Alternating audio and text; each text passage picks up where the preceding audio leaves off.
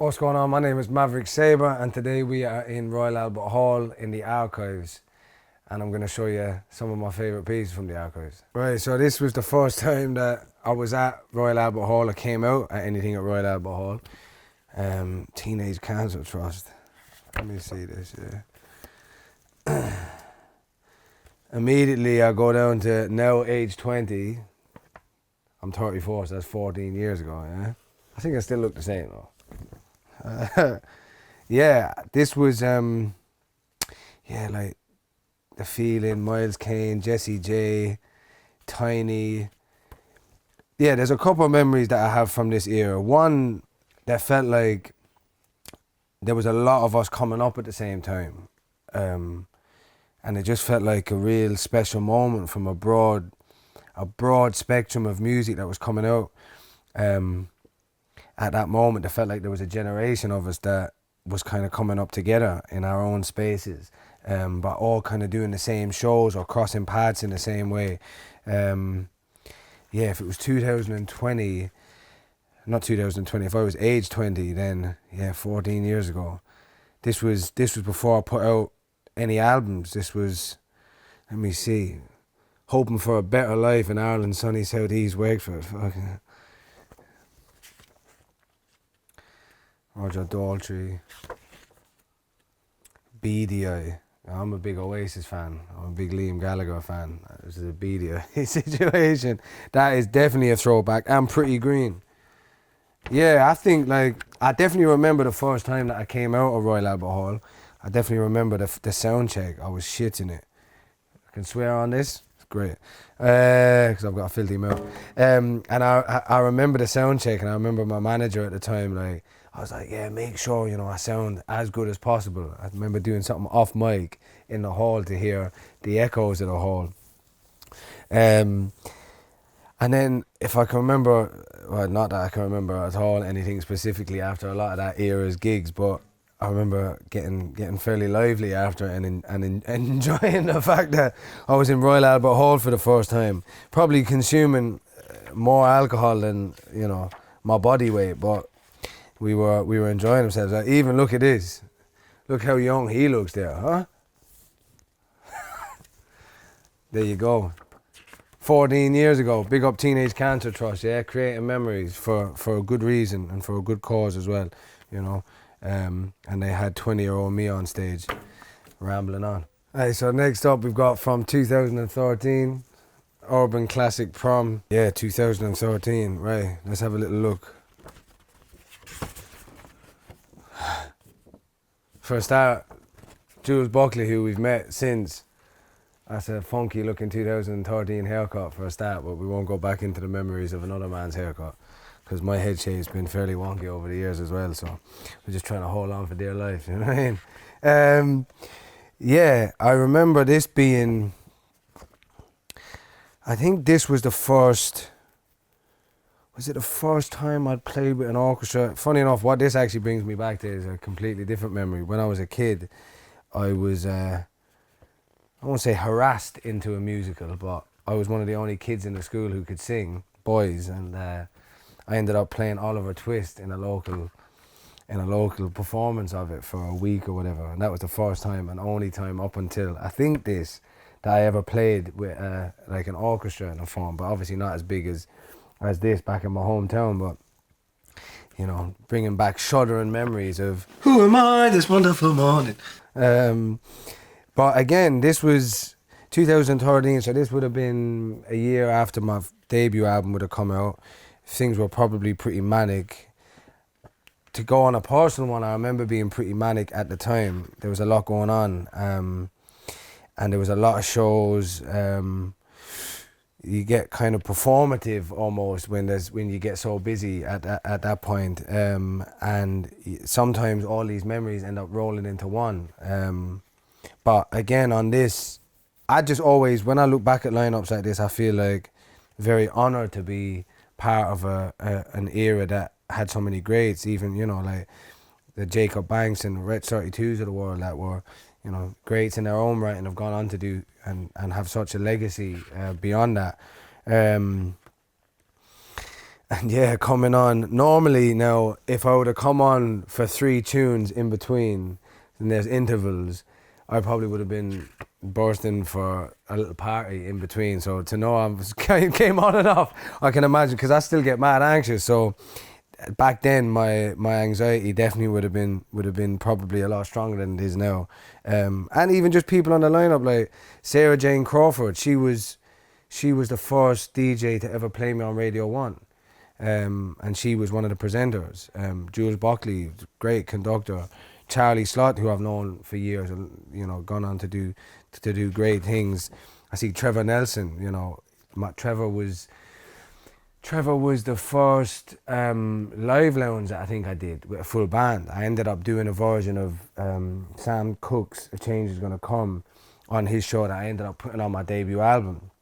I grew up watching and listening to Trevor Nelson. So I remember hearing his voice intro me first, and that was magic. And even seeing here that he says Maverick Sabre is a class act too. I'm looking, that to me, even now reading back to it, and this is bloody years ago, that still gives me like, hey, all right,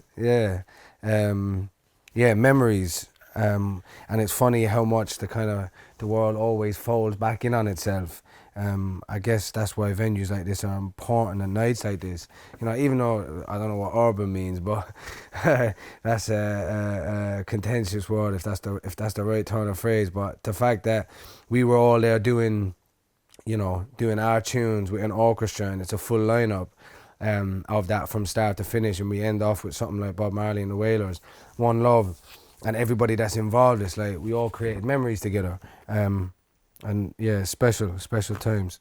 But yeah, so if you ever want me to do Oliver Twist and come back for a one-off performance, got to pay me the big moolah now. No, I'm joking. But I'll come back on for a one-off. Yeah, I've still got my hand movements real perfect. You know what I mean? I might need to grow this little bit of me hair, but it's going bald in the middle, so it's going to look like, Oliver Twist in his mid-30s. You know what I mean? Struggling. This next one, someone very, very close to my heart. Pictures of Damien Dempsey, a great Irish singer-songwriter, storyteller, kind of spiritual figure for a lot of us, playing in the Elgar Rooms in, I think, 2016. I think like what Damo always brings out of me is one, he's a teacher. He's like, I guess, I'm 34, he's our generation's kind of connection to the old and to the new. He's got elements of all the best trad and folk and rebelness of Irish music, and he's also got, little twists of his modern influences. You can hear hip-hop cadences in him, you can hear reggae influences in him, but at the core it's like that melting pot gets brought right back down to a true sense of Irishness and Irish storytelling.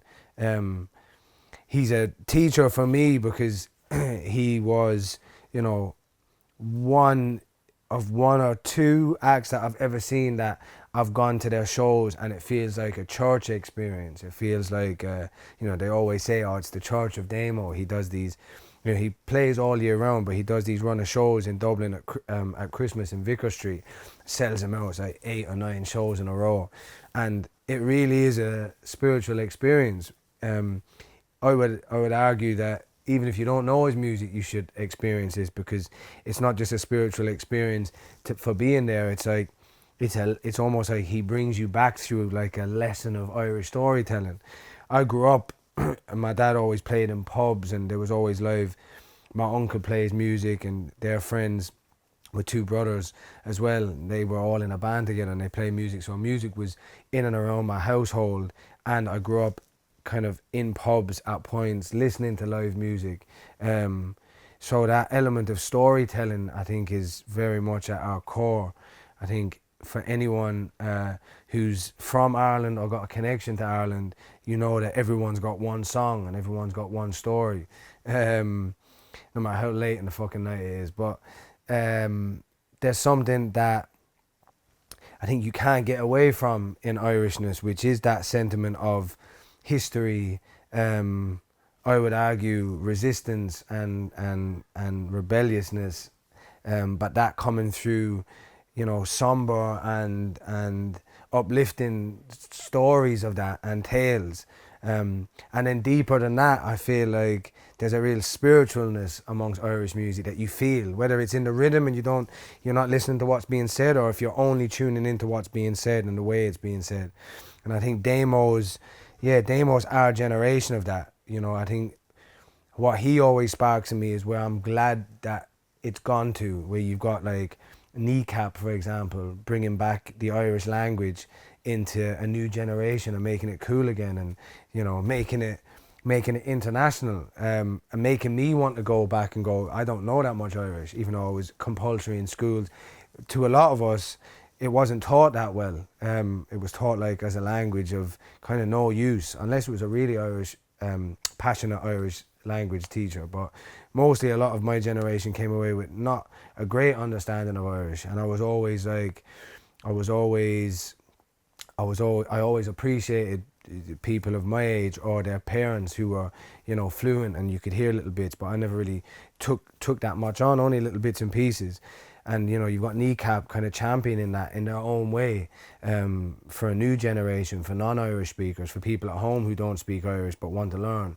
You've got the Mary Wallopers, you've got Lankum, all doing, you know, Mary Wallopers doing more traditional, Lankum doing a kind of their own version of trad and folk and deep storytelling. And I think that's something that shines through Irishness. You know, whether it's in the movies that we make, or the poetry that our poets write, or the music that comes out, you know, from all spectrums. So yeah, Damo's an inspiration to all of us, I would say, and he still is. Yeah, he still is, and he constantly reminds me of like keeping connected to our roots. You know, moving away from home, it's easy to get disconnected sometimes, even though there's probably, you know, enough Irish in London to fit in every corner of Ireland. But he just reminds me of like the roots of what I grew up on, and to always remain to have like sentiments of that through my music, you know, whether it's on the surface or not. There's sentiments of that I've especially later in my career, that I've tried to make sure that I thread through the music, no matter what my inspiration is you know, this and what he represents is at our core. And I think it represents a broader thing of what music is. It's a spiritual thing. It's a spiritual kind of duty that if you can play and you can connect with people, you've got a responsibility to do it. And he has done that and grown that, you know, his whole career. So yeah, big up Damien Dempsey. Always. Damo, King of Ireland, always, yeah? Thank you for watching In the Archives with me, Maverick Sabre, at Royal Albert Hall.